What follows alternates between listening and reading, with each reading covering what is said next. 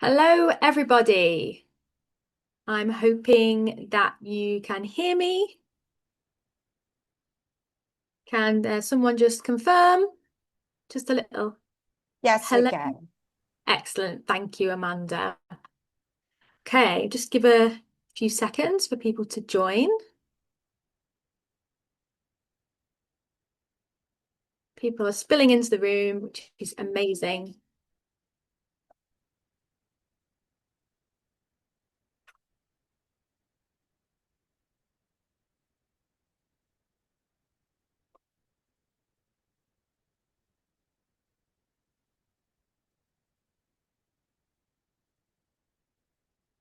Okay, let's get started. So, I hope you can see my screen. I just want to welcome you all here today. I'm really pleased to have you all with us, and for those catching up on the recording, to have you watching with us today. Welcome to the SMACC Global Summit 2025 Foundations, the first ever event dedicated entirely to ending online animal cruelty.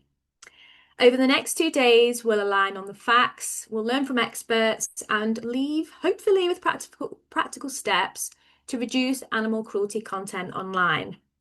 My name's Nicola O'Brien, and I am the lead coordinator of the Asia for Animals Social Media Animal Cruelty Coalition. Before we get stuck into the main part of today's session, I have got a few housekeeping things to go through with you. First of all, please make sure that your camera is off during the presentations.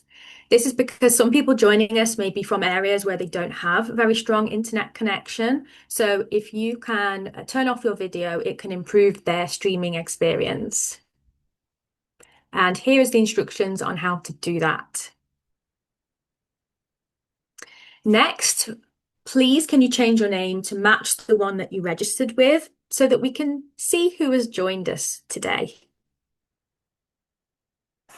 And really importantly, I hope you're going to have lots and lots of questions for our speakers today, and you can ask these at any point. So what you need to do is to put them into the chat box on Zoom, and our team are on hand to collect up your questions, and we will present them to the panel after our break later today. I also need to give you a warning because some of the images and, of course, the topics that we're covering today may be distressing. If you do need to leave at any point or turn off the video, then please feel free to do so. So today's session looks like this. We're starting by understanding the problem. So we have an overview from SMACC on the problem, the platforms, and looking at some of our data. We're also then going to explore legal frameworks and some recent prosecutions, public awareness and media, and NGO tools and experiences. Then we have a short coffee break when we'll come back together and we'll enter our discussion and collaboration part of today's event with our panel Q&A and then hopefully an interesting group task for you all. So, of course, I want to start today's event by talking very briefly about the Asia for Animals Coalition. So AFA is not only the largest animal advocacy and protection network in Asia, but by membership, we're also the largest animal protection network in the world.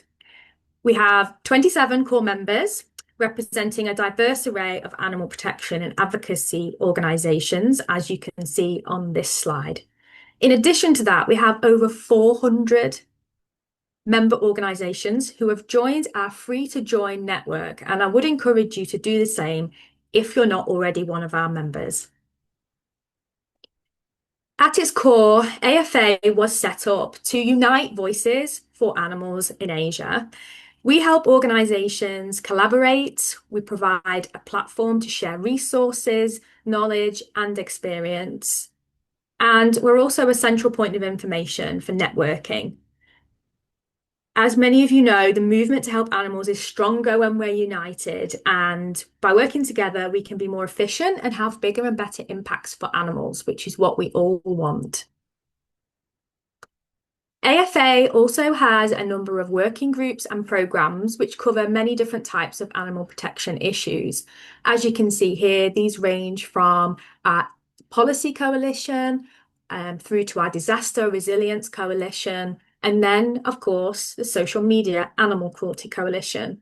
And everyone in these groups works incredibly hard and has fantastic members supporting them. So, SMACC. SMACC's remit and importance has grown significantly since we started in 2020. The issue of animal cruelty has gathered attention of the public, lawmakers, the platforms themselves, and the wider animal protection movement over that time, because before that it was a relatively unknown issue. Recently, we've seen for the first time the recognition of animal cruelty content in online safety legislation, and platforms are becoming more aware of the public's view and the fact that they need to do something about it, which is all incredibly positive. So today, the SMACC Summit series marks the start of the next phase of making progress for animals exploited online. The SMACC Global Summit 2025 Foundations is our inaugural summit for SMACC, where we're taking it global and bringing together a range of stakeholders to truly make an impact and protect animals around the world. I'd love to share with you just a little background on how SMACC came to be and how we ended up at the summit that we have today. So we actually were set up in response to contact from AFA's members who were coming across the issue of animal cruelty on social media. They were receiving reports from members of the public who were sending them emails and messages on social media, sharing content with some of the most disturbing things you can imagine. On these links, which were on public channels and basically available for anyone to view on popular social media platforms, animals were shown being tormented physically and mentally. Videos where baby monkeys were being punished by those holding them captive. Kittens being crushed for the enjoyment of people to watch. Dogs being set on fire. There was content with wild animals being dressed up in human clothing and treated like pets because it's cute or fun. Animals being forced into staged fights. A whole array of horrors available for anyone to watch. And many of our members were coming across this content themselves because it was intersecting with their own work and they had to do something about it. But the problem was with all of us in the animal protection world, we were struggling with capacity to start new campaigns in this area. And the more that they dug into the issue, the scale of it was becoming evident. So there was a clear need for someone to sort of take this issue head on and bring these organisations together to empower them, to strengthen them. And what's really important for SMACC and for AFA is that we aren't here to replace the work that organisations were doing or are doing. We're here to strengthen that work by being a support. So we started off small, collecting data, speaking with members, trying to get a picture of what this issue was about. And we put together a world first report called Making Money from Misery. And we wrote this with our members. And what this revealed, apart from a whole array of abuses, was that this content was being viewed billions of times and also was being viewed by people across the world. After this, we started to get attention of the platforms because the press and the public also took interest in this work and this issue and how shocking it was. So as this was happening, more organisations were coming to SMACC, which is what we wanted. But what me and my team realised was that we were actually having the same conversations again and again with members. So they'd become aware of cruelty content. They could see how it intersected with their work, but it was still a relatively new issue to the animal protection movement and to the public. There was no existing guidelines or very few campaigns, and certainly not specific laws to deal with the problem. And many of them had spent time collecting links and making reports and trying to reach out to social media platforms. But they were coming against the same obstacles and the same frustrations, and they were struggling with capacity to do this. Alongside this, we'd also been having conversations with those working on wildlife trade online who have made a great deal of progress, but were also facing similar frustrations to what we're experiencing in the animal cruelty side. So I was in a meeting earlier this year with one of the organisations wanting to join SMACC, and we were talking about how we support organisations through resources that we create, which you'll hear more about later. We want to bring organisations up to speed so they don't have to spend time doing that research, finding the data, making the reports. They already have it there and they can get involved in the joint actions that we're taking and integrate it into their own work. But also the reason why we wanted to do that was not just for them, but also because it was really key part of the strategy to be able to deal with this global issue. It's really clear that not one organisation can tackle this. So the more we thought about it, we were discussing, hang on, we still need to do more here. We have all these resources, we have all this information. Why are we still having these conversations? We need to reach more organizations. And also the stage that this issue now has reached, it's very clear we needed to bring it into a forum where we could literally gather together everyone involved in the issue. So we didn't want to just bring animal protection organizations together. We want to get platforms in the room as well. We want to get lawmakers in the room, press, journalists, members of the public, particularly influencers who are literally using social media every day and using it for their work, law enforcement, academia. Everyone has a role to play in this issue, so we should all be talking to each other. And as I said, this is a global problem. The internet is borderless. Content can be viewed from almost anywhere on Earth. So we need a global solution with as many of us together as possible. So that's how the summit was born. Many of you might know that actually this summit was meant to be taking place today and tomorrow in beautiful, warm, sunny Bali in Indonesia. But because of various things that had happened that were out of our control, including flooding in the area where we were actually going to hold the event, we had to move to online. And we didn't just want to deliver the same program that we planned for the in-person event, because that was really built on the benefit of being in the room together. So we thought what would be helpful for this online event was to start looking at the foundations. So sharing the fundamentals with you all so that you all have a good understanding and are aware of the resources that are there and can consider how your organisation can get involved in this. And hopefully to get you nice and prepared and warmed up for when we will be meeting in person. I'm really happy to say that the summit will be going ahead in person next year in Bali in June. And really hope to see as many of you there as possible, because we really think that's where the magic is going to happen. We have the webpage ready for you to visit for more information. Registration isn't open yet, but it will be added soon. And we'll also be adding some discount hotel room at the event, the venue as well. You can also sign up to the AFA mailing list where you can get updates on different things we're doing, in particular when the summit registration is ready.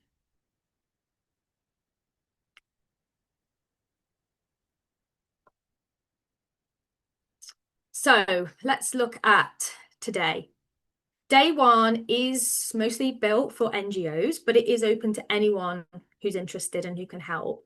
And we really want to thank those joining from platforms, law enforcement, government, media, and academia, and anywhere else that you may have joined from, because your input really matters. We're laying foundations, and I hope by the time that you leave this event tomorrow, you will be equipped to take one action or change before the end of the year. That's your goal. That's your challenge. Obviously, this task is complex, but we have a very clear direction, which is to make cruelty unprofitable, unshareable, and unwelcome to protect animals. Amanda, over to you. Thank you so much, Nicola. What a great welcome speech from our lead coordinator, Nicola O'Brien. So, welcome everyone to the opening session of the SMACC Global Summit Social Media Animal Cruelty One-on-One. My name is Amanda Faradiva. In this session, I'm going to be the moderator for you. And it is so wonderful to see so many of you here from different parts of the world. I can see from Kazakhstan, I can see from the US. Oh, it's going to be really early in the US, so thank you so much for joining in. And we are all sharing the same goal to better understand and address animal cruelty happening on social media. So before we begin, let's meet today's presenters and panel. Next slide, please. Oh yeah, this is me again, sorry. Okay, so before we begin, let's meet today's presenter and panel. You can see on the screen beautiful, energetic faces here. Along with Nicola and Chi from SMACC, we are joined by representatives from two of our member organizations. We have Nina Jekyll, founder of Lady Freethinker in the United States, and Wibke Ples from WTG and Germany. So Nicola leads SMACC's work connecting NGOs, platforms, and experts to tackle social media animal cruelty collaboratively. And she's joined by Chi today, one of our SMACC coordinator who supports much of this network building. And I will introduce you. The first speaker is Nina Jekyll. She is the founder of Lady Freethinker, a non-profit dedicated to exposing and ending animal cruelty worldwide.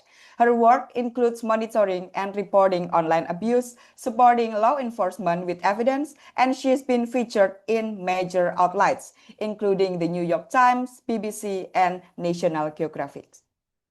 And the last but not least speaker, we have Wibke. She's a journalist and head of communications and fundraising at WTG in Berlin, Germany.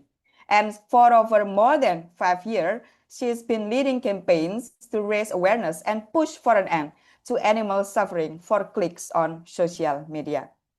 It's really great speaker that we have today, so hopefully we are learn together. So we are thrilled to have such experienced voices with us today to share their insights from both the advocacy and communication side of this issue. So with that, let's get started. Over to you again, Nicola. Thank you very much, Amanda, and hello again, everybody. Okay. So I know I obviously gave the introduction about SMACC already, so you've probably got a good idea about who we are, but it wouldn't be right for me to do this without acknowledging our fantastic member organizations. So we have all of these organizations you can see right here, and as you can tell, we have a great range in terms of where they're located in the world, what their specialities are, the sizes of their organizations, and we're really, really grateful to have them. Some of these members have been with us right from the beginning and are doing fantastic work. And you'll hear from two of those today, as Amanda has shared with you. I won't go into too much detail here, but this is just overall our approach. As we've developed, we've had to focus more our aims and how we're using our team. So we've split our approach into 4 main areas. First of all, the public. Of course, public awareness, educating them on this, helping them identify cruelty content, and really importantly, empowering them so they know exactly what action to take when they see it. Secondly, goes without saying, we have a focus with platforms, and our approach, as you'll hear in this presentation, is about supporting platforms, providing information and training so that they can make change. As a coalition, we couldn't be anywhere without our NGOs, so we want to support them as much as possible. And policy is really important and is becoming an area of actual focus and also potential for making change. So let's get into the issue. I just want to share a case study with you right now to sort of demonstrate the role of the stakeholders in this issue and all of you here today. So early in this year, we were alerted to a coordinated scam that was happening in Uganda by creators pretending to rescue animals. And as you get an impression from the images, the animals were ill, in need of veterinary care. And so they were asking people for donations. But organizations on the ground had exposed that this was actually fake and that animals were intentionally being starved and harmed to be able to feature in this content. So we worked with an organization based there called Uniquely Paws and another local activist who verified and collected extensive evidence. And we were able to pass this on to our TikTok contact. And we're also, through our trusted flagger status with TikTok, able to flag this as content that urgently needed to be removed. And I'm really pleased to say that most of the accounts that we were shared have been removed by TikTok, and they were very interested and open to talking to us about this form of content.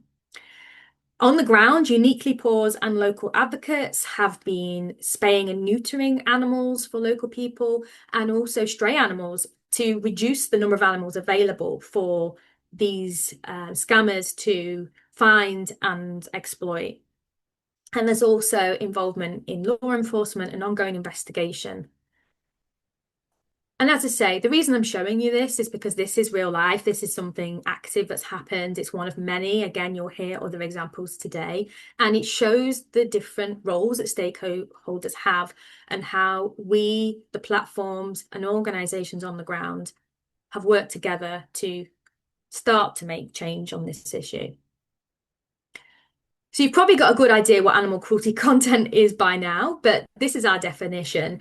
It's anything that's been posted on a social media platform by an individual, organization, or business that depicts animal cruelty or suffering for any reason, apart from valid campaigning, journalistic, or educational purposes. And we want to make that distinction because obviously it's really important for us as animal advocates to be able to speak about this. A wide range of species featuring online cruelty content, both wild and domesticated, in captive and free-ranging settings. All of this content shows animals being interacted with in some detrimental way, sometimes really obviously cruel, but sometimes in seemingly innocent ways to the general viewer. And much of the content is popular online, as you've seen, and even animal lovers and well-meaning people end up engaging with this content or even sharing it. It's really hard. In fact, it's impossible to put a final figure on the amount of content that's out there. But we do know that its reach is worldwide and billions of people are interacting with it. We also know that it has a great intersection with work that you are doing as organizations. These are just some of the themes and specific cruelties that I lifted from our database. And you can see the different animal protection issues that it encounters. So we've got obviously physical abuse of animals, animals used as entertainers, wild animals kept as pets.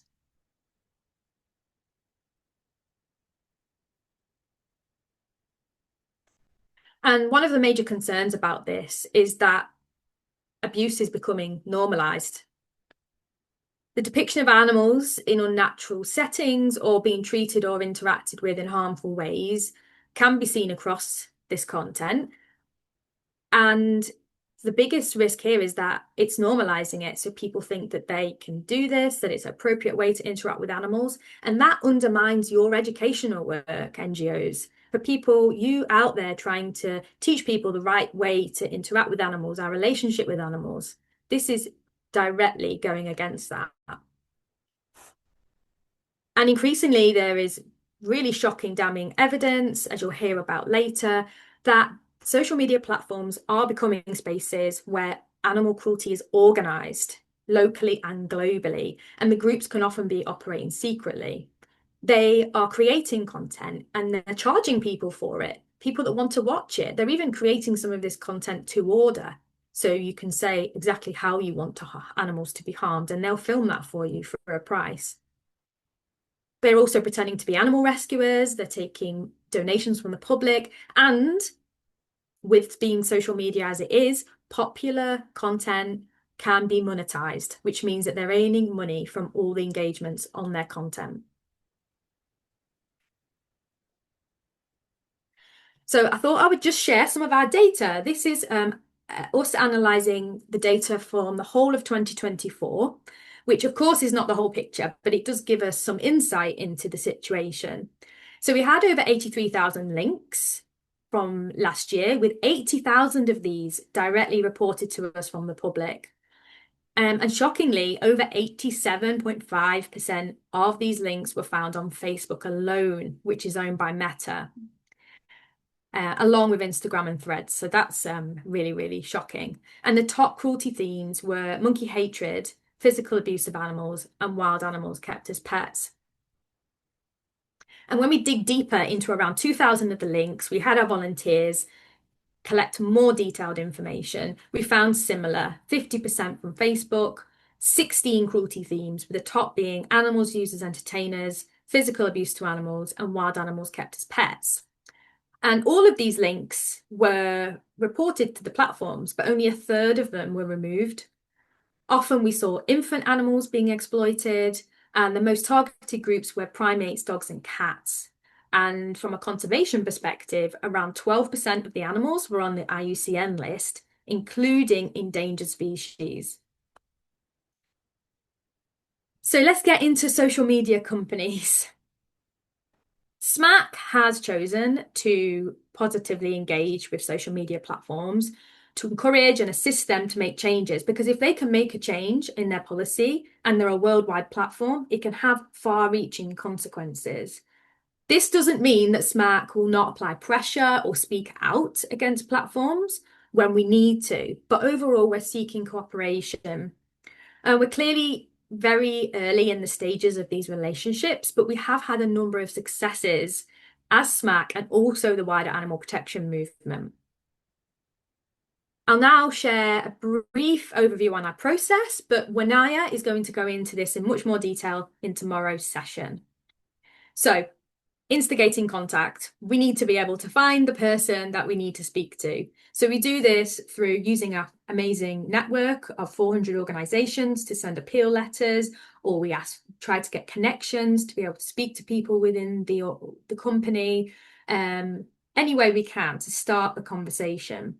We create briefing documents and other resources to provide, to back us up, to show evidence and to educate the platforms once we get that chance to speak to them.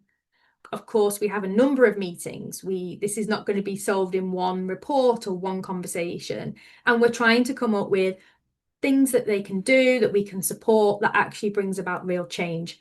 And it's really important, of course, that we monitor progress. And we are probably around the stage of task development with some of the platforms, but it's moving in the right direction.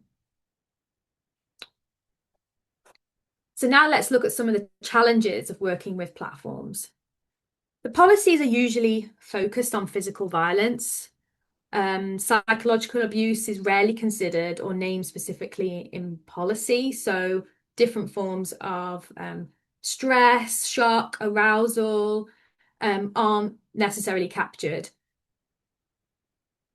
Many of the platforms actually do have policies that mention harm to animals, but they're just very limited.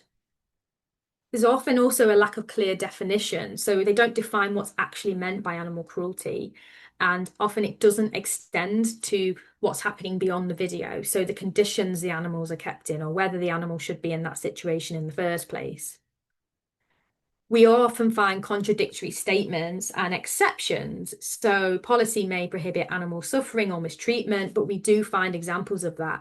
And there's also inconsistencies in the sense that some platforms have policies that say you can't sell endangered species on the platform, which is fantastic, but you can still show animals being kept as pets. Those very same species, which of course is just one part of the cycle when it comes to the wildlife trafficking and wildlife trade.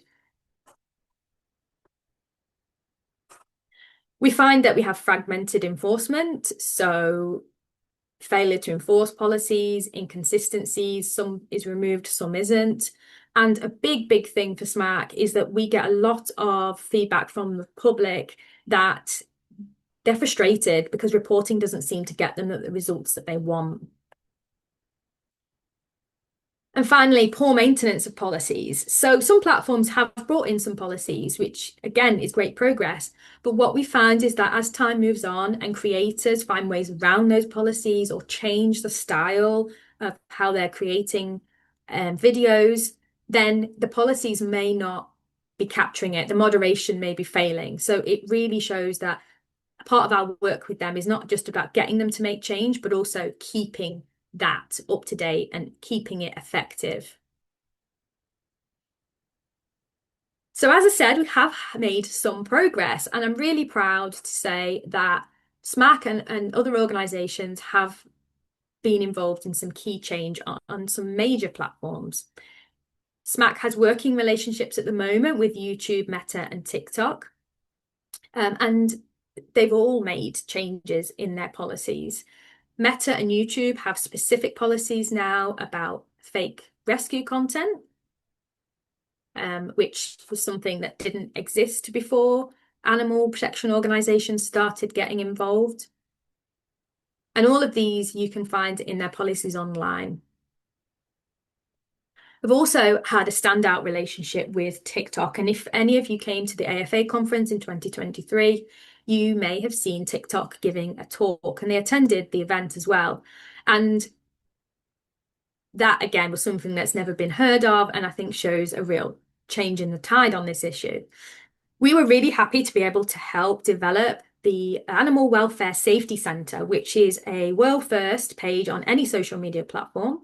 It's on the TikTok platform, and it basically gives some prompts to users around how to identify cruelty content. It also links to the SMACC website and a whole range of other local organisations should you need support with an animal issue. And with that, I'm going to pass over to Nina, who isn't actually with us at this point, but she will be joining us later for the panel, and she will be talking to us here about legislation. Hi, everyone. I am so excited to talk to you today about the laws, legal challenges.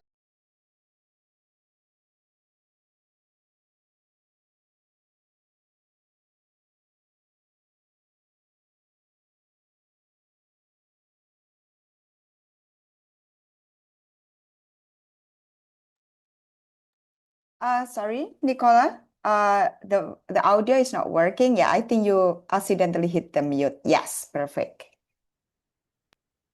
Apologies. Oh, Let me try that again. Hi, everyone. I am Thank you. so excited to talk to you today about the laws, legal challenges, and progress around social media cruelty. This issue is near and dear to my own heart, and I'm incredibly grateful to the SMACC Coalition for hosting the summit and also for everything they do to raise awareness of the horrible abuses happening right now for online videos. So first, I want to talk about some of the challenges with legislation. First of all, online animal cruelty is a relatively new phenomenon. So it just hasn't been historically considered in animal protection legislation. Also, due to the secretive nature of online personas, it can be very difficult to know the location where videos are created. People can simply lie about their name and country. They can use VPNs to make their online activities untraceable. And if we don't know the jurisdiction, we can't contact relevant law enforcement agencies or really even know if the perpetrators have violated any local laws at all. This is a global borderless phenomena, and therefore successful prosecution often requires coordination between multiple countries and even multiple agencies within those countries sometimes. So it is a challenge, but there's progress, and I'm going to talk about a case study. Now, in 2021, my organization, Lady Freethinker, along with Action for Primates, also a SMACC member, teamed up to expose a monkey torture group called Million Tears. this group had formed on YouTube by commenting on videos that depict abuse of infant long-tailed macaques. They expressed their delight in the cruelty among the comments and then convened to form a private group. They called themselves monkey haters, and they quickly migrated to encrypted chats like Telegram, where the abuse escalated very quickly. You had group members from the US, the UK, and other Western countries connecting with video makers, or VOs, from Indonesia who had access to these monkeys, and the members would pay the VOs to torture and kill the macaques in the ways that they wanted to see, and this typically involved some sort of extreme mutilation or other terrible abuse. So we reached out to the BBC about this horrific trend, and they launched their own in-depth investigation, working with law enforcement in the US, the UK, and Indonesia. And in 2023, they released a documentary called The Monkey Haters, exposing this phenomenon to the world. Now, when this came out, everybody was horrified, including members of the UK Parliament. And at that time, they were proposing the UK Online Safety Act to stop harmful content on the internet. Following the documentary, animal cruelty was quickly added to the bill, which has now been signed into law and is in rollout phases. SMACC's subgroup, which is made of SMACC members and non-members, lobbied extensively for the inclusion of animal cruelty content in the Act, and also works with the regulatory body Ofcom to influence the detail of the regulations and how all this will be implemented. Now, we have yet to see the impact of this legislation, but regardless, this inclusion was a major win for animals. Now, we talk about legislation that prohibits this content. We're really talking about two separate categories. You have social media platform regulation, and then you have prosecution of the individuals who actually commit these acts. And I'm going to talk a little bit about both.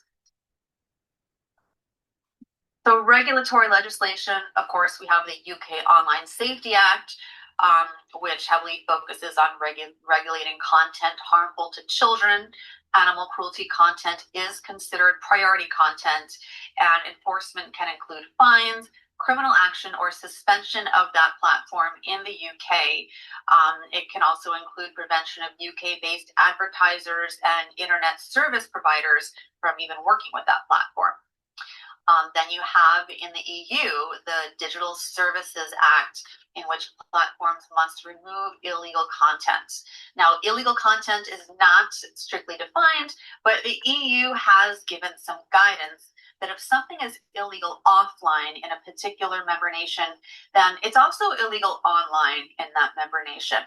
And penalties can include fines or temporary suspension of that platform. Now, it's worth noting that criticism exists for both of these laws, with some people saying they go too far and could inhibit free speech.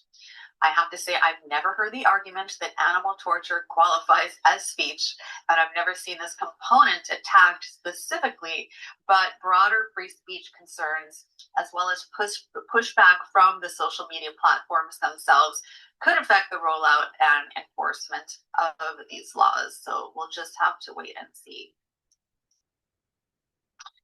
Now, when it comes to prosecution of individuals, which is what most laws focus on that address this issue, you could talk about multiple crimes. First, you have animal abuse. In most regions, it's illegal to intentionally harm an animal, and prosecution could fall under local, state, or federal jurisdiction. You also have torture video creation. It can be a crime to film an animal being intentionally hurt for the purpose of entertainment or profit. Now, generally, the level of cruelty must be pretty severe and include mutilation, dismemberment, killing, pretty horrific things. And then you have video distribution. It can be a crime to sell or share these videos with others. These prosecutions typically involve financial transactions and not just posting a video on social media, although in rare cases, people have been prosecuted for social media distribution of these videos as well. And examples of legislation that covers this would be the PACT Act in the United States, which prohibits crushing an animal and from creating or distributing a crushed video in interstate or interterritory commerce. Crushed videos are defined as photographs, motion pictures, films, videos, other digital recordings that depict animal crushing and are obscene. That's an important caveat. There must be an obscenity element for these videos to be illegal. The animal crushing itself occurs when any mammal, bird, reptile, or amphibian is purposely crushed, burned, drowned, suffocated, impaled, or otherwise subject to serious bodily injury or sexual assault. The term crush stems from a type of video that gained mainstream attention in the 1990s. In these videos, small animals were literally crushed under someone's feet. It was typically a woman, often wearing spiked-heeled shoes, and these were created for the sexual gratification of viewers. Today, the term crush is still used to describe animal torture videos, even when they don't involve actual crushing. In India, you have the Information Technology Act of 2000, which says that a person can be held criminally liable for publishing obscene material in electronic form. And just like with the PACT Act, obscene does specifically means that the video has to be sexual in nature. One recent case specified that liking obscene materials is not a violation of this law, but that sharing it could be. And then we have some pretty recent wins in this type of legislation. So in Bulgaria, following a horrific case in which hundreds of animals were killed for pornographic videos sold for profit, the National Assembly of Bulgaria strengthened their animal cruelty code significantly. And this just happened in July of this year, with 164 votes in favor and only 1 vote against. And now offenders can be sentenced to 2 to 8 years in prison if an act of animal cruelty to a vertebrate is committed and filmed for the purpose of distribution. And the sentence can jump to 3 to 12 years for an especially severe case. Effective January this year, the U.S. state of Oregon enacted a ban on the creation, distribution, and sale of all animal torture videos and photographs, which is highly significant. In September this year, a joint federal and local task force was formed in Los Angeles, California, my home city, to enforce violations of the PACT Act. Some notable prosecutions. In 2023, Indonesian VO Aegis Rasajana was convicted and sentenced to prison for torturing infant monkeys and posting the videos online. One of those monkeys, baby Minnie, had become a YouTube star among the monkey haters. But fortunately, Minnie was rescued and sent to the Jakarta Animal Aid Sanctuary, where she was rehabilitated and eventually released back into the wild. Lady Freethinker funded Minnie's care and also her release with a grant to Jan. And in the US, Homeland Security investigations and other agencies have really launched major efforts to stop these videos, leading to dozens of arrests. In 2024, a founder of the Million Tears group, who went by the name Demon Sword Soul Crusher, was sentenced to 4.5 years in prison. In November 2024, a Crown Court in the UK sentenced 2 women to jail for participating in a monkey torture ring, with the judge describing their acts as depraved, sickening, and wicked. Action for Primates co-founder Sarah Kite, also a SMACC member, assisted UK police with these cases. And in a sweeping federal crackdown this May, 11 individuals from 8 U.S. states were indicted for their alleged participation in online groups creating and sharing videos of monkeys brutally tortured and sexually abused. And those are some nice photos of Minnie. Minnie was also in the BBC documentary, and they followed her release. That's Minnie at the sanctuary in that picture on the right. And I know that things may seem bleak. There's some horrible stuff happening, but there is also hope. You know, even though prosecution and enforcement to stop this stuff has been historically sparse, the landscape is changing as more citizens, politicians, and law enforcement agencies across the globe are growing more aware of this problem and continuing to introduce new strategies to protect animals and hold abusers accountable. And each and every one of us here today can do our part to help.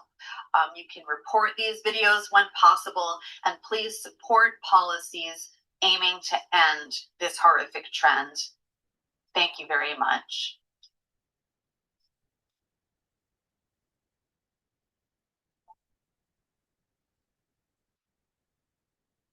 Over to you, Vivka. Yes, thank you so much. I hope the sound works well.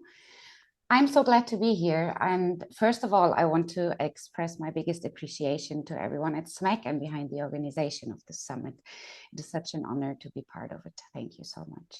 My name is Wiebke Plasse. I work with WTG, Welttierschutzgesellschaft in Germany, Berlin based since 10 years. And as WTG started their campaigning against animal cruelty in October 2020, we were in a totally different situation. So we were kind of alone in this region of the world with the topic, even if what we heard before, horrific cases such as Animal Crush have happened already years long, and we saw an increase of posts glorifying the cruelty against animals. The topic still hardly found much interest in the beginning in the public.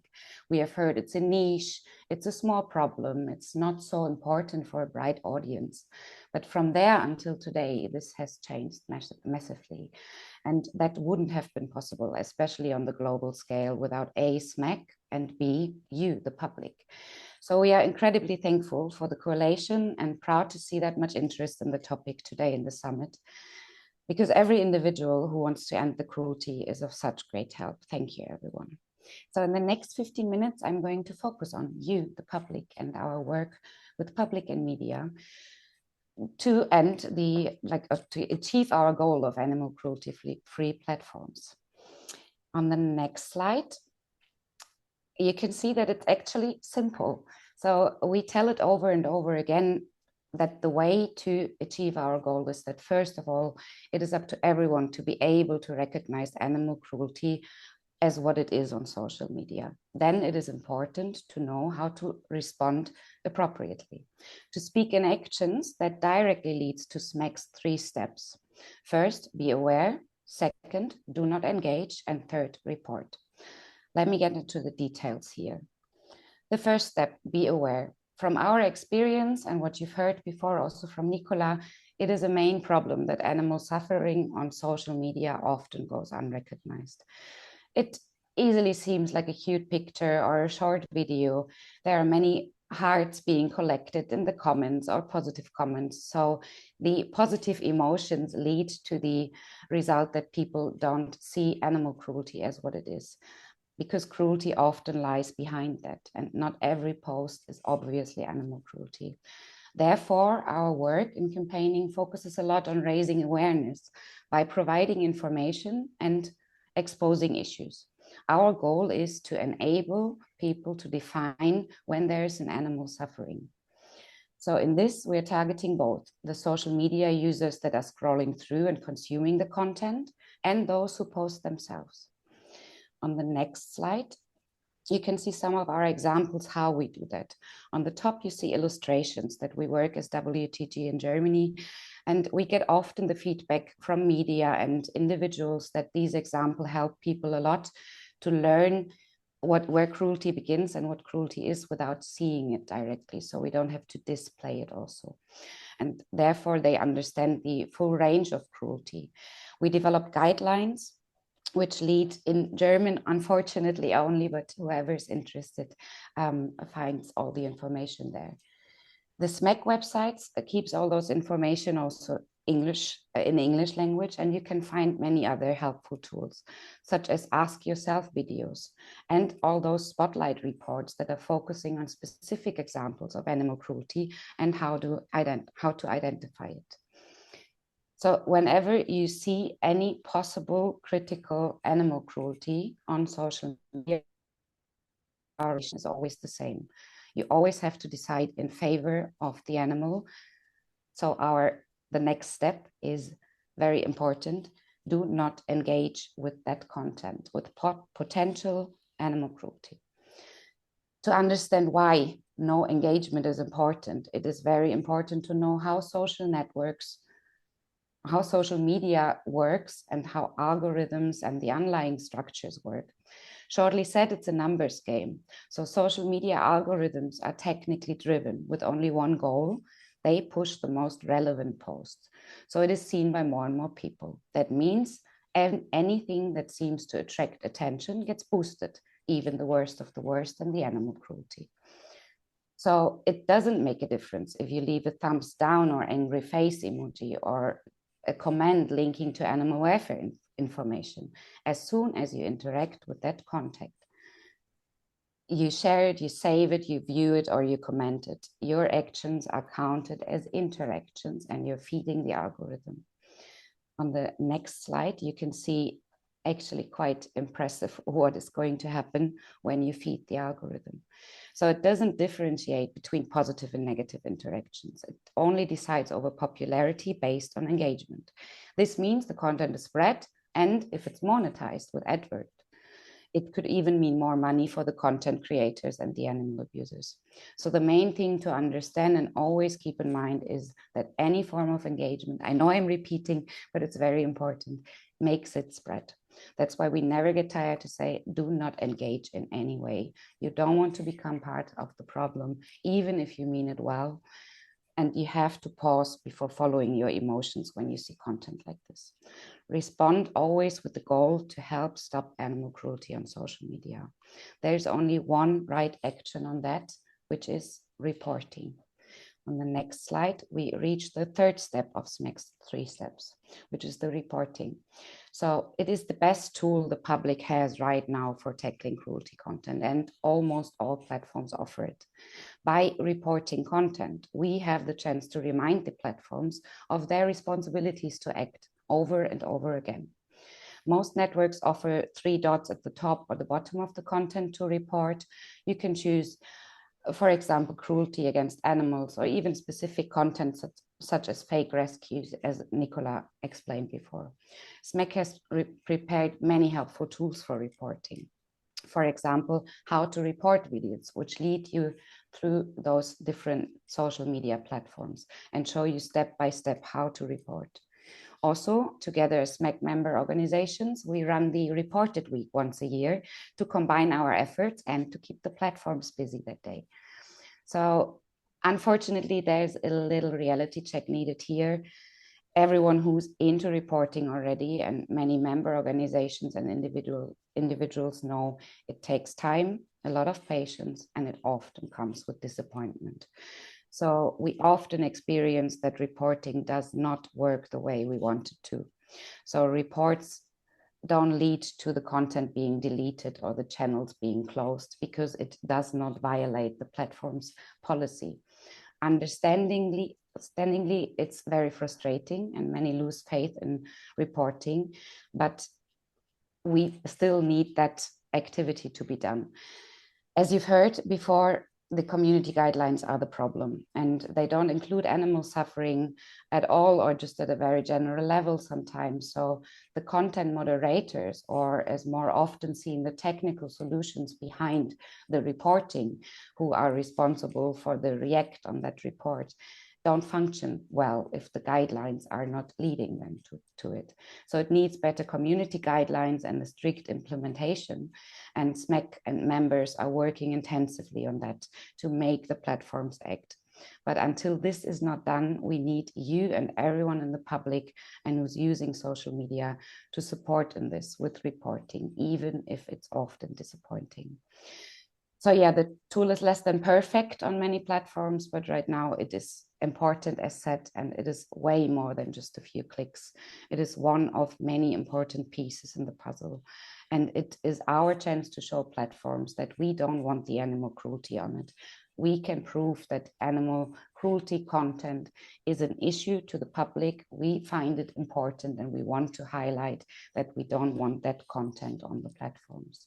So it's all about us and you and every individual working towards our goal. And when I'm talking about the public, I want to give more impressions, ideas, and motivation beside those 3 steps. It's all about working together, and that's what SMACC is for also. We want to connect and work together. As said, it's up to every individual to get active. You can do a lot as an individual, as a member of an association, organization, communities. If you're a journalist, a politician, or an activist, we can all work together. So SMACC and its member organizations are very happy to hear from you. We are here to connect you and to work together. We want to equip you with knowledge and tools. We want to connect you to organizations and cases globally. We want to offer material, data, and information for your use. There are so many ways you can all work together through social media campaigns, newsletters, and petitions, protests, workshops. Also in form of school talks, conferences like the summit, many individual talks with lawmakers, platform representatives, and stakeholders. I could continue forever. There are endless ways to work together, and SMACC is here to help you with that too. Also, there are cooperations. SMACC can connect you to each other. Please get in touch. So a mentionable example I want to underline here is the new partnership between SMACC and the WISAVA, the World Small Animal Veterinary Association, which now aims to strengthen awareness and guidance, targeting both the public and the veterinary community to better identify and report online animal cruelty. So all this is what SMACC is for too. It's here for you. I want to reach out to anyone in the room who's listening now who might have reached themselves. I want to target you with this slide, especially because you can use your voice, especially if you are active on social media and you have a reach and followers. Please use that voice. Content creators and public figures often have millions or thousands of followers, and they can use their voice to inform about animal cruelty on the platforms they work with.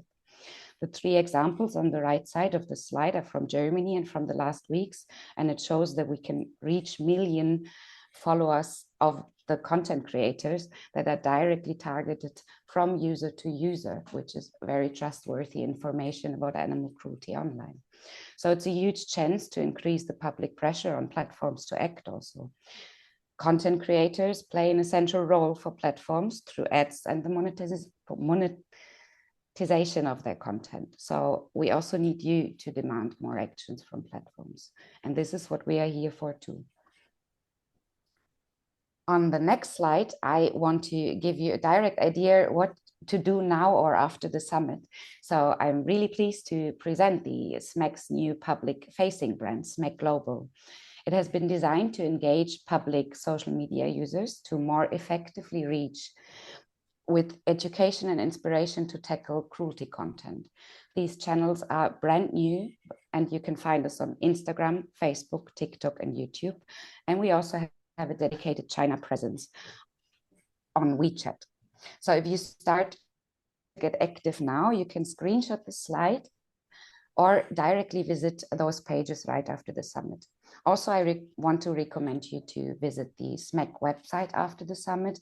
You can find all the resources mentioned there and also all member organizations, which might be the one in your country that you want to reach out to. So please, let's connect, because we cannot do it without you. My last slide, it could be 50, to be honest, because it was very tough to find examples to show you, to give you as a motivation. This slide gives me goosebumps whenever I look back as the times when we started the campaigning in 2020, as I mentioned before, with all those comments that the topic is not relevant, it's not interesting, it's not important enough. We've heard a lot. And now look at the slide and look at what happened within just a few years. So nowadays, members of SMACC worldwide work very closely with public media and journalists. And as you can see from these examples, there is New York Times and The Guardian, National Geographic, BBC, CNN, and some of Germany's most relevant media outlets. We were able to change that view on the topic over the years significantly. This is, of course, sadly because the enormous amount of cruelty content on social media that SMACC reports or investigations of members focused on. So covered in media often were the cases like monkey torture or animal crush fetish networks, proving the link between animal and human abuse. It was also the exposed fake rescues and donation fraud, the suffering of wild animals as pets, cruelty and wildlife selfie tourism, and many, many, many more sad examples. With the resources we prepared and the data we still collect, we bring the topic to the attention of many million people. And as you can see, proudly shown, we have already created a globally widespread outcry. So please keep these examples as motivation whenever needed, and be sure we as SMACC and member organizations, we keep going, we are here, and we won't stop until it's done. And I hope all of you are taking the action now to continue and support in this. So thank you again, everyone individual who is committed to end the crime on the animal cruelty on social media. And thank you so much for listening.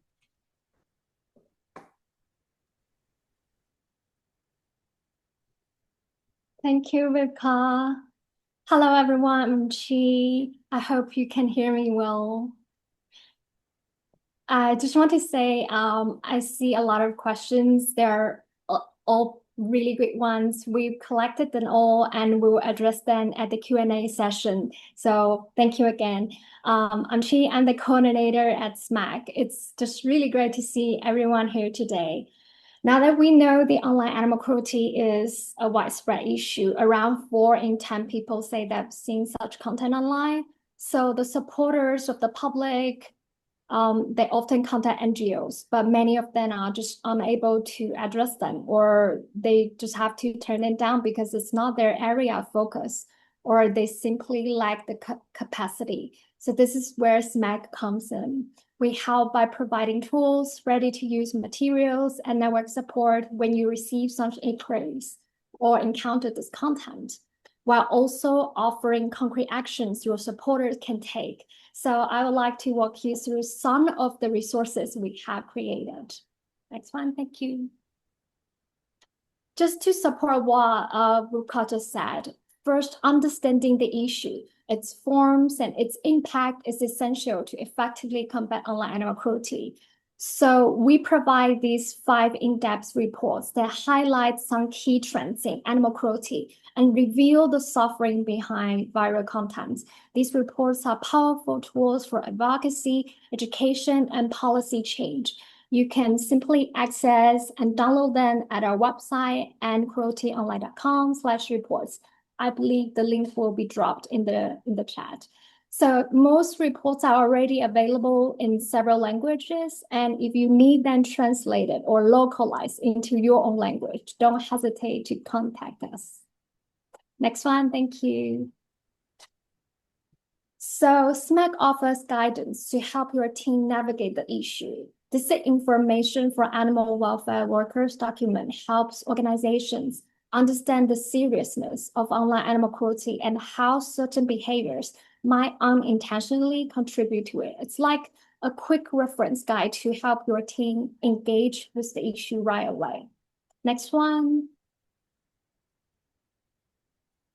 Yes, because NGOs are often asked about this. So the advice for NGOs provides a simple workflow outlining what actions to take when you receive inquiries or reports from the public. We also have email templates for public responses.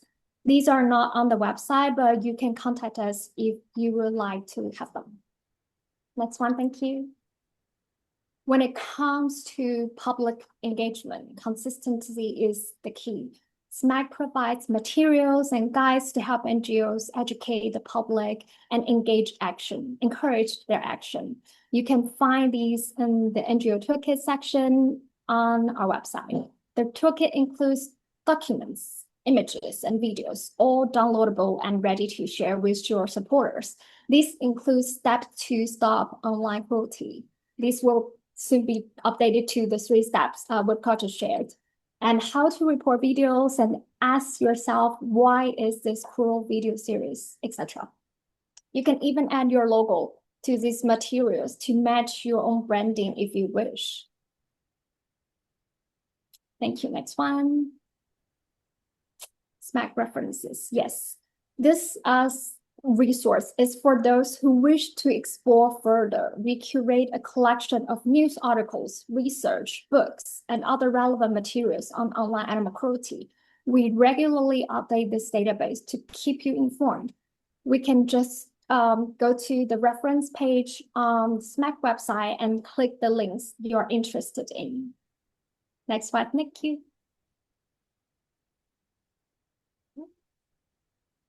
Yes. Just really want to encourage any organization that isn't yet a SMACC member to join, because our collective strength is our greatest asset in the fight, just as Woodcock also mentioned. As a member, you have access to SMACC's internal database, which is contributed by the public, our volunteers, and our team. It tracks platform hosts, cruelty types, reporting status, and removal outcomes, etc. This helps you monitor trends and respond more effectively. You also receive regular updates and invitations to our quarterly members meetings, where our network of now 40 member NGOs share best practice, coordinate strategies, and exchange resources. We're also launching regional groups, so members in the same area can focus on their local cases, legislation, and support. So contact us if you would like to join or start your own regional group.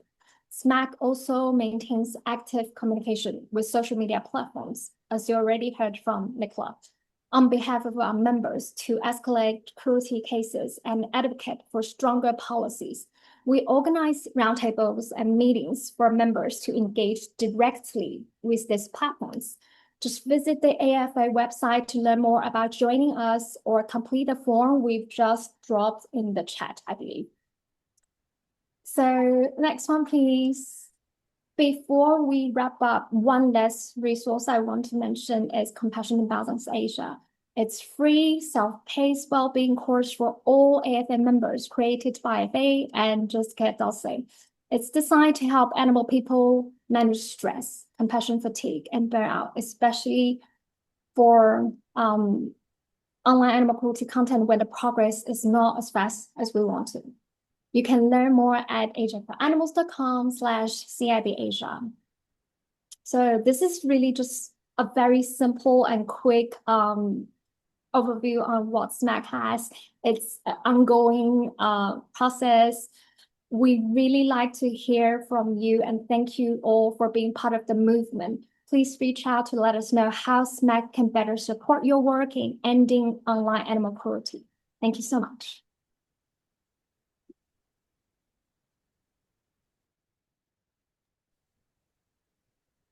Amazing presentation, Chi. Thank you so much.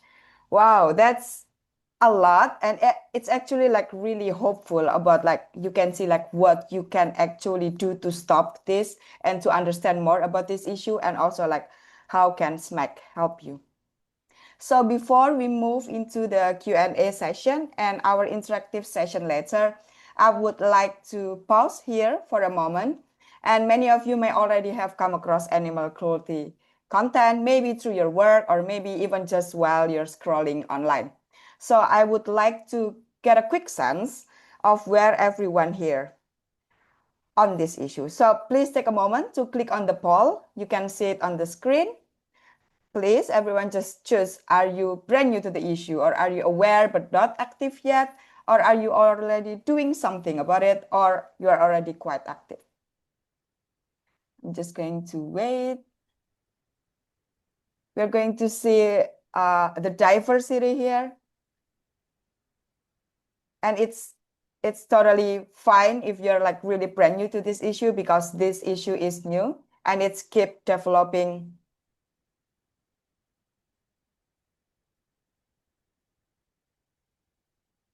Just going to wait a little bit. Oh, it's so nice to see that many of you is already quite active to work on this issue.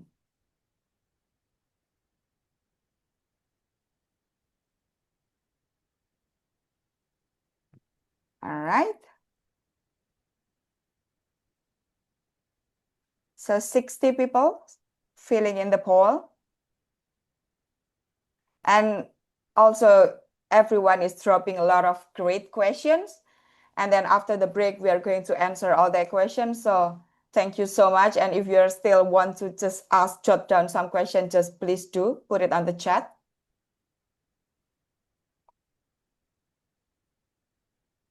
Okay, I think we are fine. We can see the big picture here. We have many of you are actually already quite active working on this.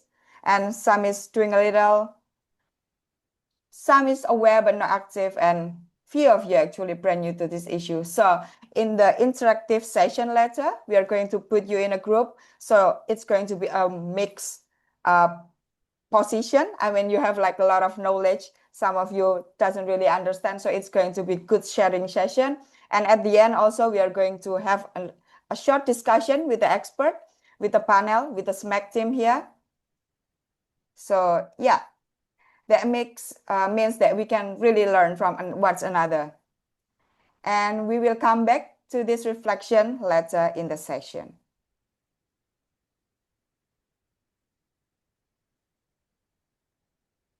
All right. Now let's go for a break. Now it's break time for until 8:35. So we will have about like 15-minute breaks. And we are going to come back, have the Q&A discussion, and then the interactive session. So yeah, please grab your cup of tea, have a little stretch, and see ya later.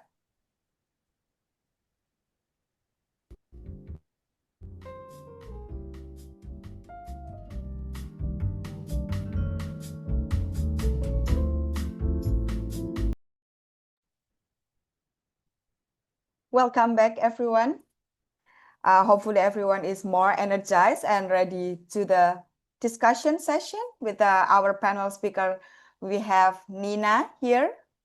Welcome, Nina. We are going to have Wipke also. Thank you so much, Wilke. It's a really great presentation. Nina also, thank you so much. And we will have Nicola and Chi. So thank you everyone for all your great questions. Our team already collected into one big compiled information that I will ask to the panel today. It's really great. It's tricky, so it's going to be interesting. So yeah, we will have the first question. Everyone is ready? Okay. Yeah, thank you. Everyone is here. So maybe first question we have from Joan Lowry. So I think this is about public awareness. So how do you raise awareness if you don't respond to commenters on the content itself? The gullible viewers aren't also accessing websites like SMACC. They could add hundreds of comments, but be stopped by only one reply. Then many add negative comments because they don't understand how social media works and that their engagement makes the content profitable. But now we also have bots and hack profile. The accounts are self-sustaining due to falsified popularity. It's interesting because yeah, sometimes we think, I want to just give comment, give thumbs up, down, and all that thing. So because I think Wipke share the 3 steps, which is why reporting is important, why reporting is matters. So I think I will give the stage to you now, Wipke, to respond to that. Yes, thank you. It's a very understandable concern, and we experience that very often, that the comment section is full even of negative comments and dislikes. But as I mentioned, every interaction matters. That's why it's really, and it's tough to not react on that. We all understand that. But yeah, as said, like every interaction matters. And what sometimes works, and we see that happening, and I find it always very motivating, is when people tell us that the people that are commenting are being contacted by others in a private message and being informed, the content you were just interacting with is animal cruelty, please delete the comment or please share the word, but don't share the content itself.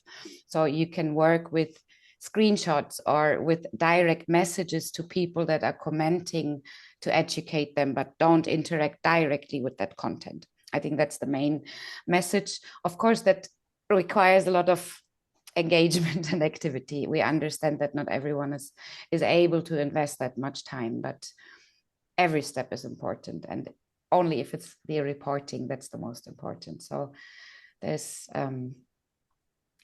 hopefully enough motivation and hope to continue with that. Also, maybe to add and let Nicola explain a little more, sometimes it also helps us as SMACC members to have access to that content, to directly escalate it in the contact with the social network members. So maybe you can tell more about this, Nicola, when you're in contact with the network representatives, that this is also an important way.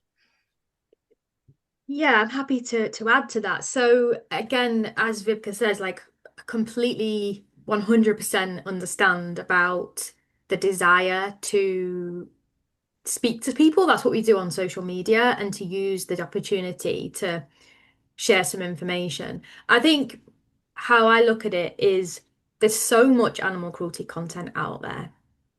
And if it's something where it's, animals being directly abused, what we often find is most of the comments on that, so say monkey abuse, most of the comments are usually either from the people that want to see it, they're into animal abuse, so commenting to them is not going to help, or it's people opposing the content. And it's not that being opposed to the content or expressing your anger is a bad thing or a bad thing desire to have. We all want to do that.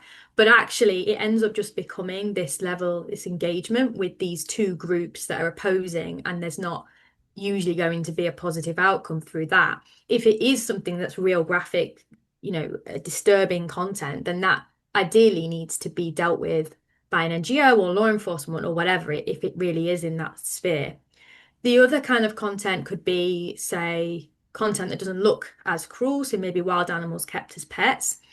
We see a lot of comments on this kind of content that's like, oh, this is cute. Where can I get these animals from? I really want this one as a pet.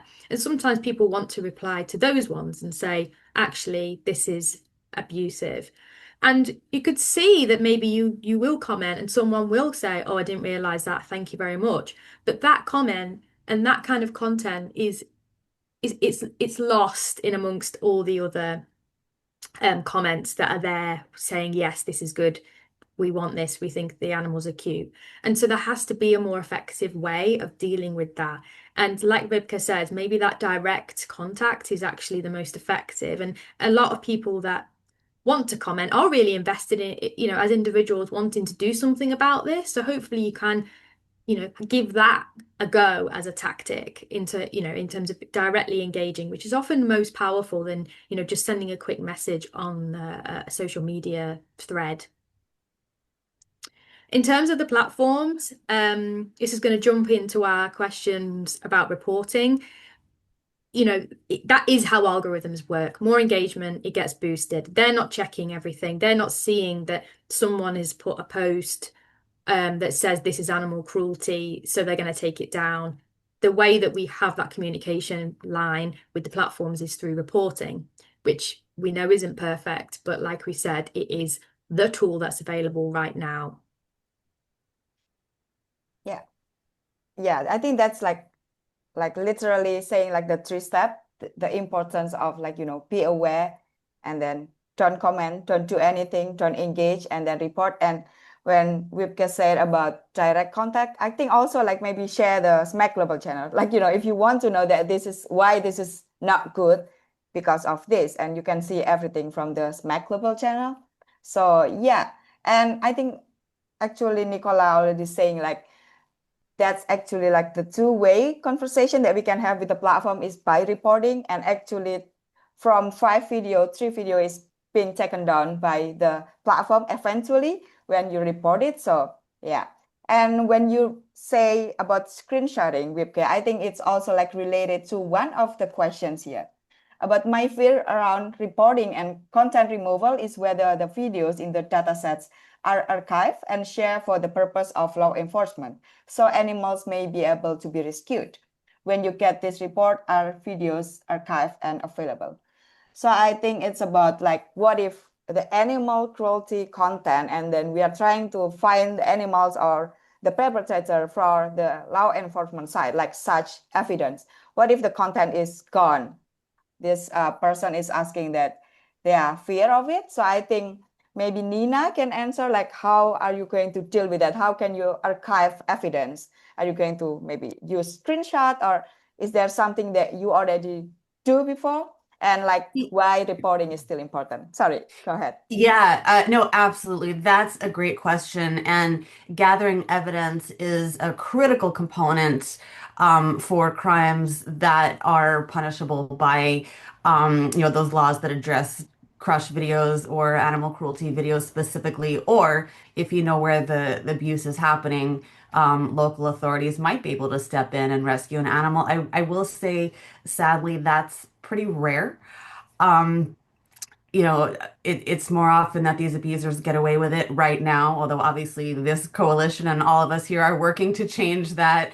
But in terms of the very extreme cruelty videos, what would fall into, crush video territory, you really do want to record those. And I know there's kind of an instinct to download it because then you have, the whole video file. I actually recommend doing either a screenshot or a video screen capture, which takes a little longer but can be worth it in terms of having the full body of evidence, because you want to get that metadata. You want to show the channel name, you want to show the platform name, the URL where that lives, because even if that post is removed, that URL can still be used to trace, what that content, was at some point in time.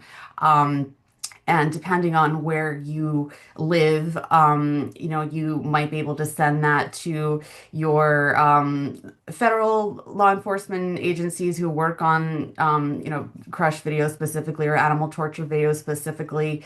Again, if you do know the location and there is obviously a crime being committed against the animal, regardless of whether it's being filmed or not, then you might want to go to local animal control or the local police force. So it might take a little bit of research to figure out exactly where to go. But I will say you can always send it to, my organization, Lady Freethinker. We have an e-hotline called Report Posts at ladyfreethinker.org, and we do collect this evidence. We have a massive database of videos that I never wish I'd never seen. But we do collect them, and we do present evidence to law enforcement at times. I know that SMACC also does accept tips from the public, so that can also be very helpful if you're not sure exactly where to go with that video. But the more information that you've collected within that screenshot, within any other, evidence that you've gathered, the more helpful it's going to be to actually track down that person and to actually, if needed, get that information from the platform itself, which law enforcement can do in some situations. Great. Yeah, I just really love to and add on to that in terms of SMACC does receive regularly content from the public, reports of cruelty content. And it's really difficult and it's really frustrating to have to respond a lot of the time and say, thank you so much for caring about this, for taking the time. But in reality, there's probably nothing that we can do for that animal because as we've covered in this discussion, there's not the laws. We don't know the jurisdiction. Maybe even what's being shown isn't actually cruel in terms of the law. Like we all see it as cruelty. We can see that those animals shouldn't be in those situations. If it's something maybe like a wild animal being dressed in clothing, but we are part of our work is trying to educate the world and change the laws and change what is recognized as cruelty. So when we respond like that, we're not being dismissive, we're not being negative about the situation. It's just that often there's just not enough for us to go on. And like Nina did cover some fantastic successes in prosecutions, but they are very specific cases that had a lot of time, a lot of resources, were obviously very extreme cases, very extreme, that had more grounds to prosecute. But so much of the content that we're dealing with, we're just so far from being able to do that on a regular, effective basis. And even if we were to do that, we need lots and lots and lots of information. So it's not about not ever showing concern or maybe sending, something really specific, really gross, really violent, or if you do find some information, but often a lot of the content, we need to tackle it by changing the laws, by pushing the platforms to remove it in the first place. I hope that was clear, the point I was trying to make there. Yeah, no, absolutely. And I will echo that sentiment that although I would love to have every video removed in which an animal is suffering for entertainment, we have to kind of start with what we know we can achieve prosecution with, which right now is the very obvious torture, dismemberment, and killing, sadly. And then once we've achieved even just that, I think then we can start working on the other cruelty in a more, serious and effective manner. We still address those types of videos that don't fall under, illegal territory with public awareness campaigns, pressure campaigns against social media platforms, all these other things. But when prosecution is a near impossibility, it's not the best use of our resources to kind of, fight that very steep uphill battle when there are these very obvious torture videos happening that we can do more with in terms, of illegal prosecutions. Interesting, because I think that's actually cover up the SMACC goals, SMACC aim, and what we do now, which is like, engaging the public awareness, working with the platform, and also about the law, because like it's both is regarding the law, like whatever it is it online, it's all about the law. So sometimes the first thing that we need to do is be aware, can we save this animal? I mean, like, is it like here? Is it far away? Maybe it's like, I don't even know like where this content is originated from, something like that. So you need to understand the resources that you need, that you are trying to save the animal. Maybe the first thing that you can do to save the animal is actually report it to the platform, tell the platform that this content is not right. So yeah, and talking about that, I think that because SMACC has a lot of member organization, and we actually hear a lot from the NGOs. Of course, I think the animal NGO is going to have a lot of public inquiry, like, what can I do if I came across this content? Or maybe I found this video, what should I do? Is it a cruelty or not? Something like that. I think our colleague here, our speaker here, Chi, already shared some helpful resources, like a powerful resources. Can you tell us more about it, Chi? Like, how can it help NGOs, like animal organization, and also public? Can you tell us more about that? Yes, SMACC actually has a lot of these contents. We have ARC. I hope some of members can remember what it is, because we actually have a campaign sharing about the content. And like also we have blogs about how to identify genuine rescue and fake rescue content, because that's the most confusing contents for publics. Like, what is real, even for us, like contacting these contents, like I can even tell, like sometimes, is this real? Is it a genuine? And we need professional vets to tell us this is actually a real one, this is a fake one. For publics, it's just really hard to tell. So SMACC has tons of resources. Maybe the ones that I mentioned is just a fact, like a very small part I share. But we actually have a lot of the resources. So if you have difficulty, contact us, and I'm sure we'll find things that we can share with you right away to your supporters and the members. And like I said, the support is, the materials are like we are building up, and now SMACC's moving to SMACC Global. So we're put more focus on the public aware side. So we'll have more contents, more videos, and more knowledge sharing to the public. So really, we are really open to organizations to tell us what you need, because honestly, we'll have that right away ready for you. Yeah, thank you, Chi. I think that will be helpful because sometimes we just doesn't know what to do. And yeah, and what is this? Something like that. Like, it's always the red flag, green flag. Sometimes the red is more than the green, then it's bad and it's good. Even it looks good. Sometimes we just need to see like what really happened to the animals behind the video, like before the video is created. So yeah, let's move on to the next questions. It's a lot of interesting questions. Some of it is actually similar because a lot of people actually have the same concern, especially about why the platform is not removing the content, what type of resources actually that they have. Maybe I will give the stage to Nina to answer that. Like, actually, what did the platform do? Why don't the platforms do more to remove this content? I wish that I could listen in on those meetings and understand why they prioritize what they do. Um, you know, I will say that the trend now is away from moderation in general. So that's not really in our favor right now. As with, everything, animals are going to be deprioritized over human abuses. For better or for worse, that's just how the world works. So we're dealing with that as well.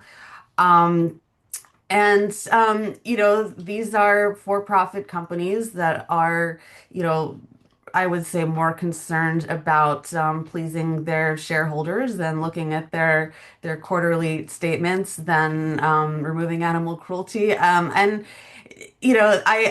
can't say exactly why, but there are a number of factors that I would say de-incentivize them from really putting resources into addressing this problem. Um, I think our challenge and our responsibility is to not let them ignore this, to keep bringing it to the public, take conversation, to keep reaching out to social media platforms so that they can't just dismiss it, so that they know it's happening. I don't think most executives, honestly, even know this is going on, to be frank. So, our job is to make sure that they know about it and they don't ignore it, and that they do, use their resources to stop this. Yeah. Yeah, I mean, it's frustrating. It's like we are talking to a wall, hitting always that, talking to something that is huge and big. But I think in the Nicola's presentation, I can see that there is some conversation going on, but also there is a lot of challenge there. So I want to know more about like, how can we utilize that first, line of conversation with them? Can we use that Yeah. to actually make them to take down more content? Is there any success on that? Or yeah, tell us more. Yeah, so it's being different depending on the platform. I think the size, the history of the platform, and maybe their target audience. So as I mentioned, TikTok have been more engaged. They actually were seeking to work with organizations to improve and have more understanding in their business. It doesn't mean that they've stopped all animal cruelty on the platform. That's not the case at all. But we are, as I said, we're very early stages with this in terms of people knowing it's an issue, the laws catching up. So we take the successes where we can get them, and then we just use them as a base to keep pushing for more.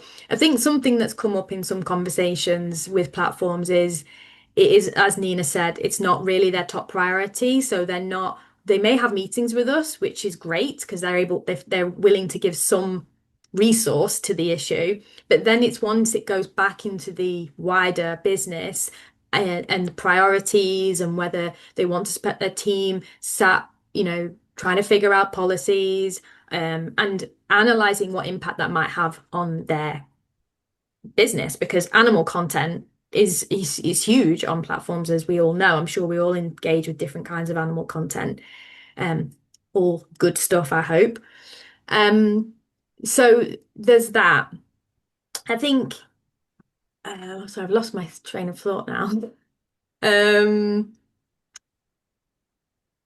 oh, Uh, it will coming back. yes. So that, it's about those priorities, but also there are certain things that why we need the law element as well. Because if they don't have to, then maybe, they're not going to address it. But since the UK Online Safety Act came in, we've actually been contacted by platforms who are kind of like, oh, we need to do something about animal cruelty content, and they know nothing. So it's making them at least have an awareness within their company. It doesn't mean, again, that they're making great changes yet, but at least it's starting to bring that into their attention and in their priorities.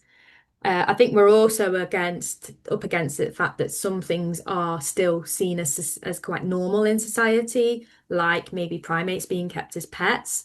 So platforms can be reluctant to sort of take a position on something like that. But we do see some positives in things like banning the sale of endangered species on platforms, maybe having warning messages on content that shows elephants being ridden, for example. There's still lots of issues with all of those things, but there are possibilities. Thank you. That's a great answer. I mean, they can do it actually. Yeah, of course, like you give the example that they actually can take down the endangered species. Why? Because now the law is there. So I think like it should go all the way from the law, and also maybe one another thing they actually can make the platform speed up and actually make this as a priority is actually media, which is I think we can explain like how the information shared on the internet about like the journalists give investigation, deep investigation, and also like blow up. Meta have a lot of content about animal crush video, maybe something like that. It will give like a bad public perception, and maybe their stock is going to flop. So what do you think about it, Witke? How the media is actually can help to push the platform to make the animals safer on the internet? Course, that's a very, very important part, because public pressure and awareness generally, like all of us proving that this topic matters to us.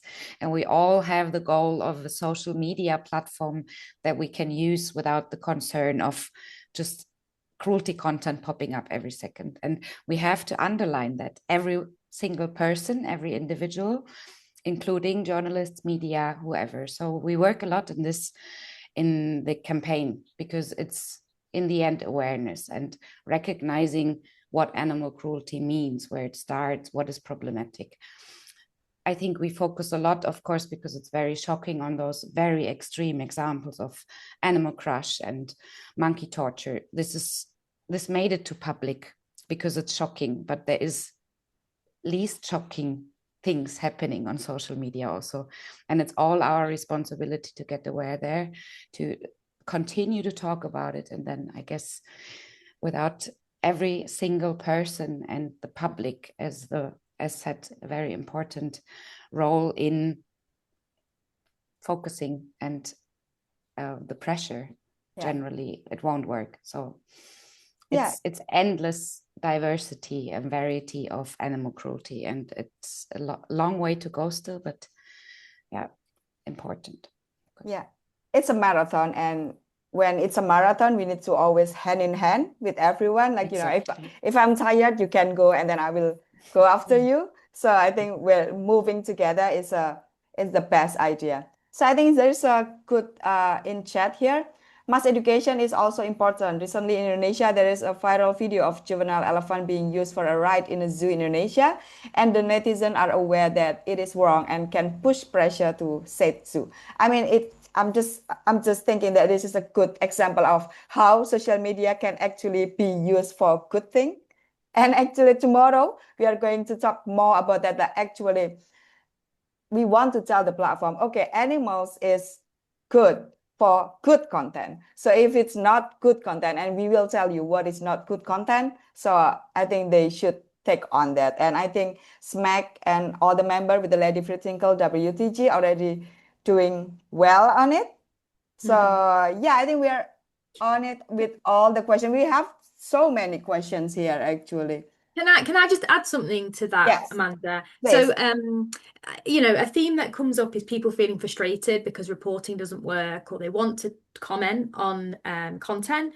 You know, I think it's a challenge to us all of like, what are the other ways that we can spread awareness about this? Like, how else can we use our platforms, our networks, our family, and our friends to learn?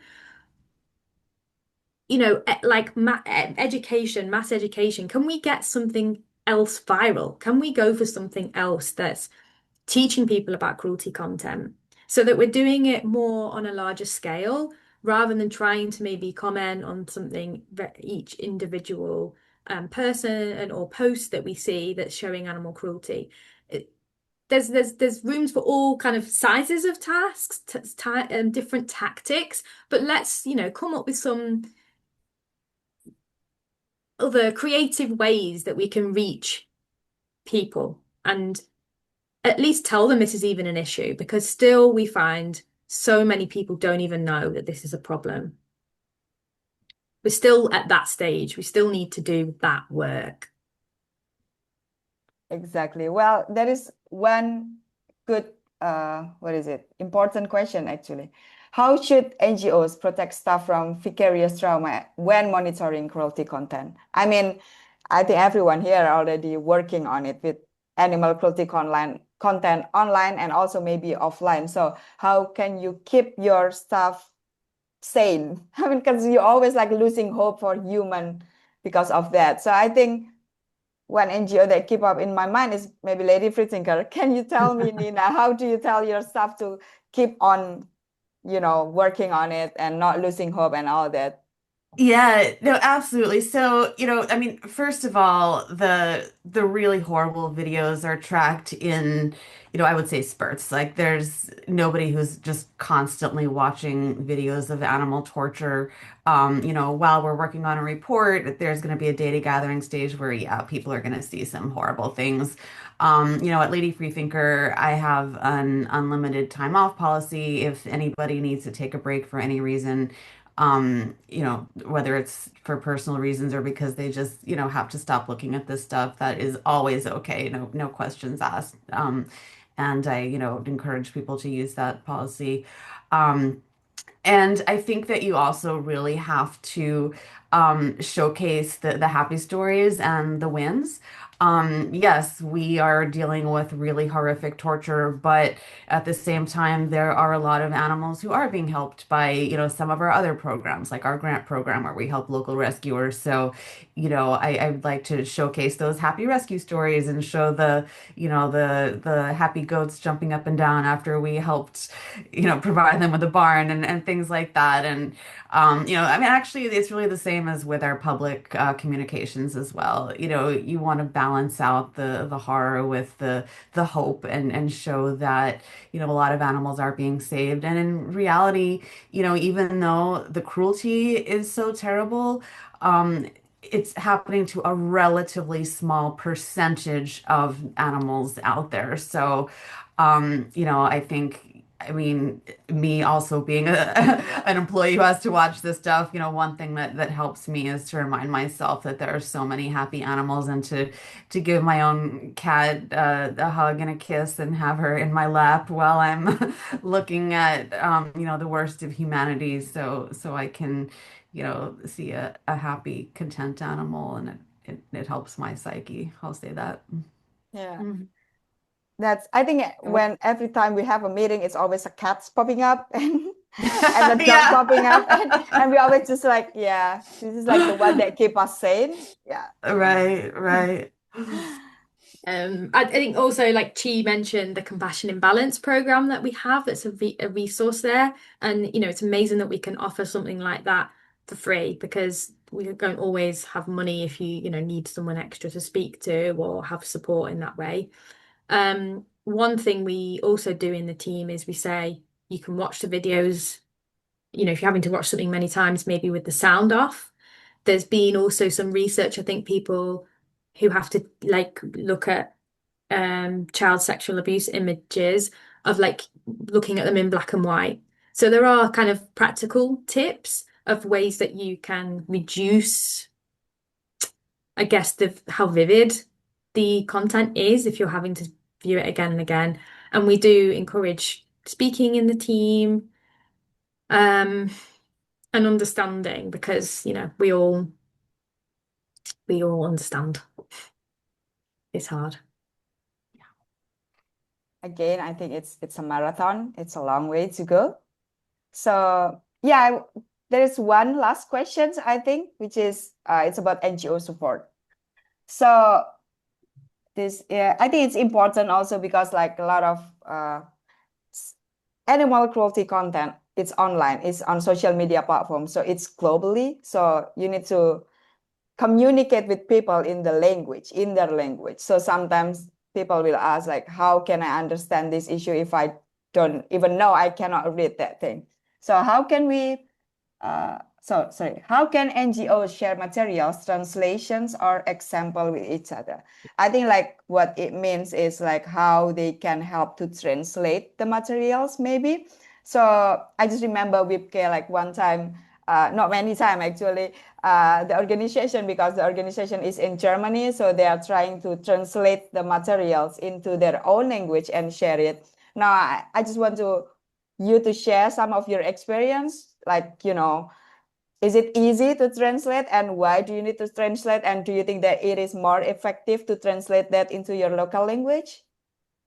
Definitely. That's one of the examples I also mentioned in the panel, that without SMACC, we would have never been able to bring that topic to the level of media appearance that it had in the end, because we don't have the resources as the local organization in Germany to do reports like this, to go that deep dive in the analysis of the data and the report. So translating that content, of course, it's also work, but it's nothing compared to doing it on our own.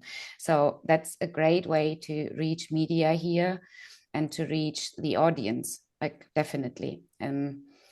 I wouldn't say it's everywhere in the world. I can only speak for Germany and German media houses that love data and they love that kind of, really like deep investigations on topic, not just the general topic of animal cruelty online.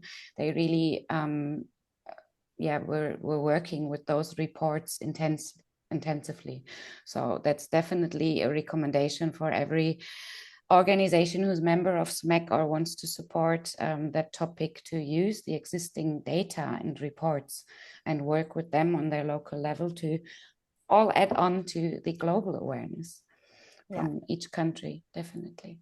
Yeah, I agree with that because I mean, it is a global issue. So I think everyone should just work on it depending on what is the resource. And I mean, I'm from Indonesia, then I need to translate it to Bahasa Indonesia. So everyone can understand it, that this is also my issue. This is my children issue. Maybe my kid, my sister, maybe my little sister, maybe will see this type of content. So it's damaging them. And I also see a lot of participants in the chat is actually saying that they are from Kazakhstan, they are from Iran, they are from all over the world. So I think if you want to request, I want to translate this, I have the ability to translate this into my language, I want to communicate this into my government or something like that, please to let us know. So yeah, anyone want to add something that you are like, okay, I really want to say something about this? Yes. Please, Vipke, and then the others who can too. Yeah. I have something that I'm spreading hope always, but I want to add that because social media is important for animal welfare also, and we should never forget that. So we can use social media for good. I know tomorrow there will be a focus on it also. So fighting the networks with their own weapons, having reach, like Nicola said, going viral with the good content and the educational content. That's also something that we should always keep in mind and stay positive, because it sounds naive, but I believe that in a couple of years, don't know how to measure that time frame, but we won't have that chaotic situation anymore how it is now, because it's still kind of a new topic.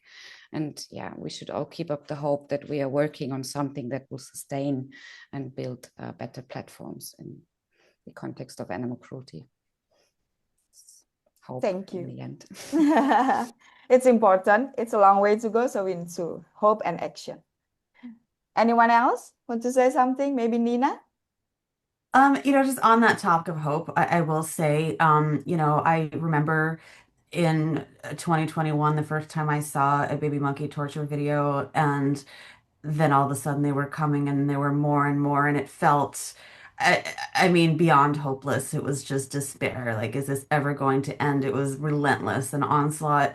And at that time, it felt like it would never end. And now it took a few years to get here, but I will say that there are no active video operators.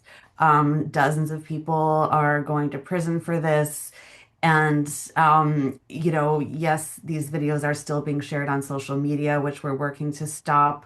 But, the outcome was absolutely worth all the effort and, and the heartache in the beginning. So, yeah, please do keep that hope, because change does happen, just not as quickly as we want. Yeah. I think it really resonates with a lot of participants here about the frustration about like, this is hopeless, this is just more and more. But yeah, we will get there. Nicola, you have something to say, or Chi?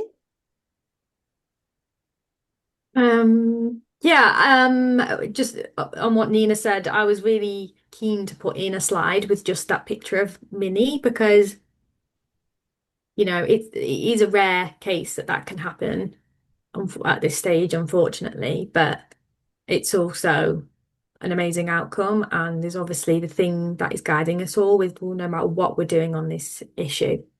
And again, back to what I was saying, everyone has a role to play.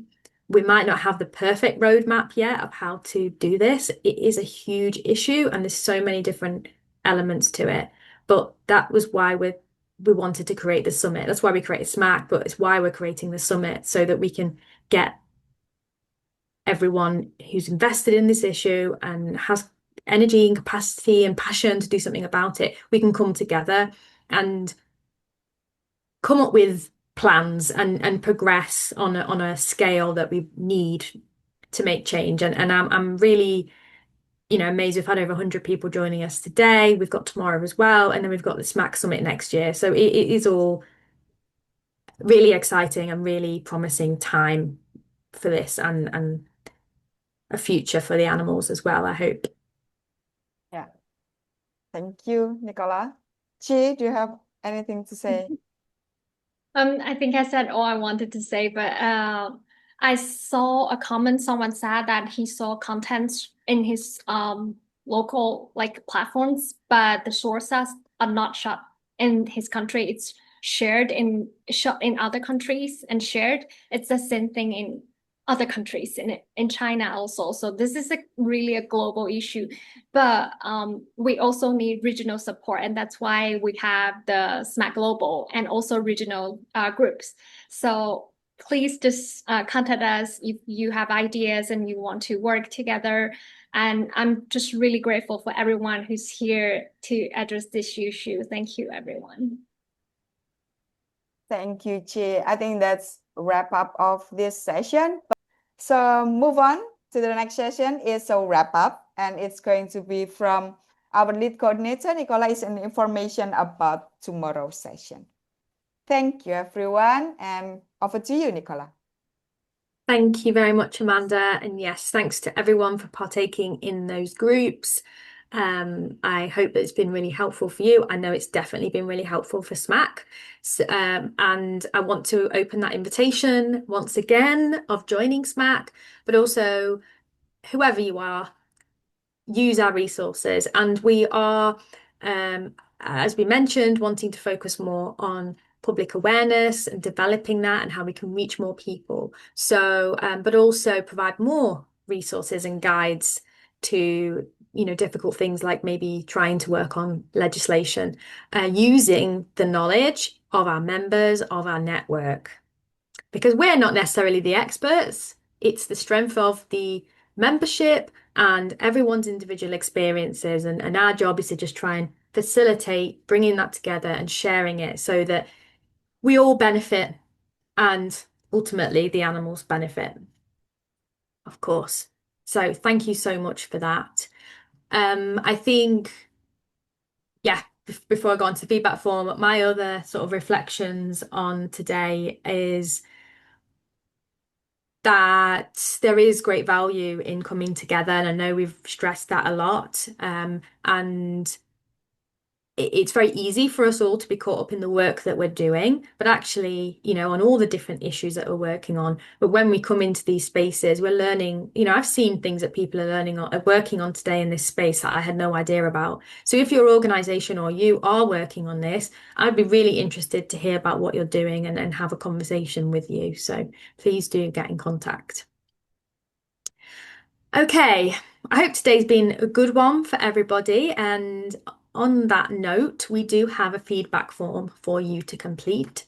It's very quick. We always share one when we do our events, and that's just to help us improve how we're delivering these things for you, because again, it's for you. So please do scan the QR code, or I think a link is going into the chat for you to complete.